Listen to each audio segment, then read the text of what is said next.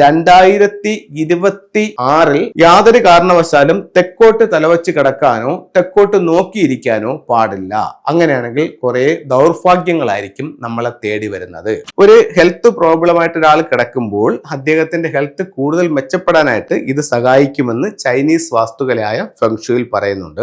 നോക്കിയിരിക്കുന്നതിനും നമുക്ക് കിടക്കുമ്പോൾ തല വെക്കുന്നതിനും കൃത്യമായിട്ടുള്ള ഡയറക്ഷൻസ് ചൈനീസ് വാസ്തുകലയായ ഫെങ്ഷുയിൽ പറയുന്നുണ്ട്.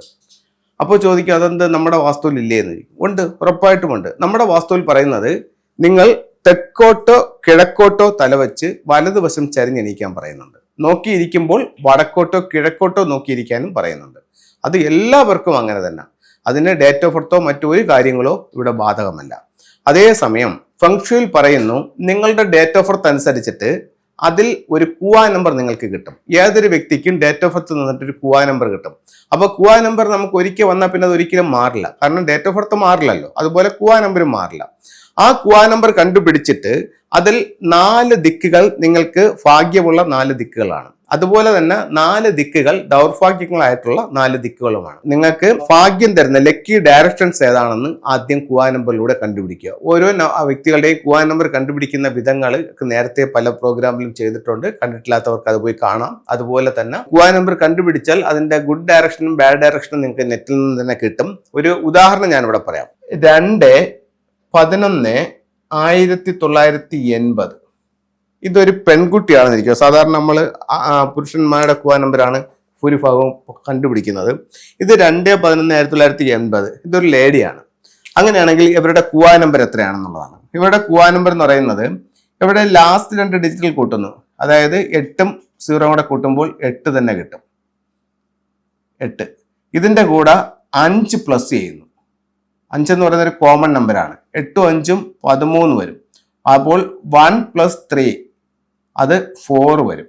അപ്പോൾ ഈ പെൺകുട്ടിയുടെ അല്ലെങ്കിൽ ഈ സ്ത്രീയുടെ കുവാ നമ്പർ എന്ന് പറയുന്നത് 4 ആണ്.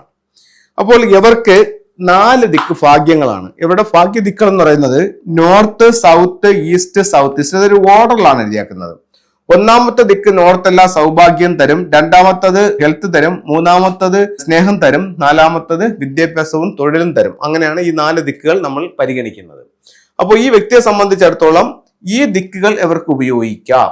പക്ഷേ 2026 യാതൊരു കാരണവശാലും തെക്കോട്ട് തലവച്ച് കിടക്കാനോ തെക്കോട്ട് നോക്കിയിരിക്കാനോ പാടില്ല. അങ്ങനെയാണെങ്കിൽ കുറെ ദൗർഭാഗ്യങ്ങളായിരിക്കും നമ്മളെ തേടി വരുന്നത്.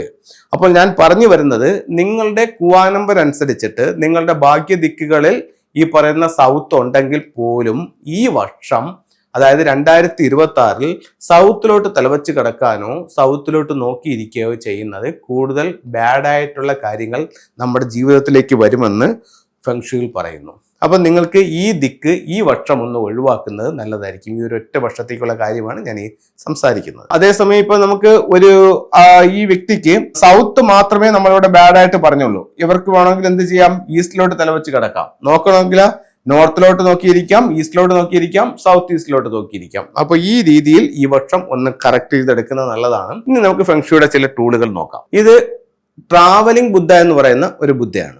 അപ്പം അവരുടെ ഒരുപാട് സൗഭാഗ്യ ചിഹ്നങ്ങൾ ഇതിനകത്തൂടെ ആഡ് ചെയ്തിട്ടുണ്ട്. ഇത് 6 ചൈനീസ് നാണയങ്ങളാണ്. 3 ഗോൾഡ് നമ്മുടെ സമ്പത്തിനെ നിലനിർത്താനും 3 നമ്മളിലേക്ക് സമ്പത്തിനെ ആകർഷിക്കാനും. ഇതൊരു പണച്ചാക്കിന്റെ മുകളിലാണ് നിൽക്കുന്നത്. കയ്യിലൊരു റൂയുണ്ട്. ഇത് ഉലു എന്ന് പറയുന്ന ഒരു കായാണ്. അതായത് ഈ കായാണ് ഇതിനകത്ത് കാണിച്ചിരിക്കുന്നത്. ഇതൊരു നാച്ചുറൽ ആയിട്ടുള്ള ഒരു സീഡാണ്.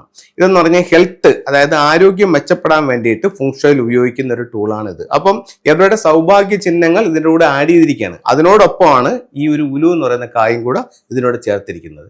ഈ ഉലു നമുക്ക് എവിടെ ഉപയോഗിക്കാമെന്ന് ചോദിച്ചു കഴിഞ്ഞാൽ, ഒരു ഹെൽത്ത് പ്രോബ്ലമായിട്ട് ഒരാൾ കിടക്കുമ്പോൾ അദ്ദേഹത്തിന്റെ ഹെൽത്ത് കൂടുതൽ മെച്ചപ്പെടാനായിട്ട് മരുന്നുകൾ ഉപയോഗിക്കേണ്ടതെന്നല്ല പറയുന്നത്, അതിനോടൊപ്പം തന്നെ ഇതും കൂടെ ഒന്ന് ചെയ്യുന്നത് കൂടുതൽ പെട്ടെന്ന് ഇയാൾക്ക് ആരോഗ്യ പ്രശ്നം വിട്ട് ജീവിതത്തിലേക്ക് കടന്നു വരാനായിട്ട് ഇത് സഹായിക്കുമെന്ന് ചൈനീസ് വാസ്തുകലയായ ഫെങ്ഷുയിൽ പറയുന്നുണ്ട്. ഇതല്ല കോമൺ ആയിട്ട് ഉപയോഗിക്കാമെന്ന് പറഞ്ഞു കഴിഞ്ഞാൽ നിങ്ങളുടെ ലിവിംഗ് റൂമിന്റെ ഈസ്റ്റിൽ ഇത് ചെയ്യാം. ഓക്കെ, ലാഫിംഗ് ബുദ്ധ നമുക്ക് എവിടെയാണ് വെക്കുന്നത്? പ്രധാന ഡോറിൽ നിന്നും വീട്ടിനുള്ളിലേക്ക് കടന്നു വരുന്ന രീതിയിലോ അല്ലെങ്കിൽ മെയിൻ ഡോറിൽ നിന്ന് നോക്കുമ്പോൾ കാണുന്ന രീതിയിലോ നമുക്ക് ലാഫിംഗ് ബുദ്ധയെ വെക്കാവുന്നതാണ്. ഒരു വീടിന്റെ പ്രോസ്പെരിറ്റിക്ക് വേണ്ടി ഉപയോഗിക്കാവുന്ന 4 സിമ്പിൾസ് ഏതെന്ന് ചോദിച്ചാൽ, 1 ലിവിംഗ് റൂമിന്റെ വെസ്റ്റിൽ ഒരു വൈറ്റ് ടൈഗർ, 2 ലിവിംഗ് റൂമിന്റെ ഈസ്റ്റിൽ ഒരു ഗ്രീൻ ഡ്രാഗൺ, വെസ്റ്റിലിരിക്കുന്നതിന്റെ നേരെ ഓപ്പോസിറ്റ്.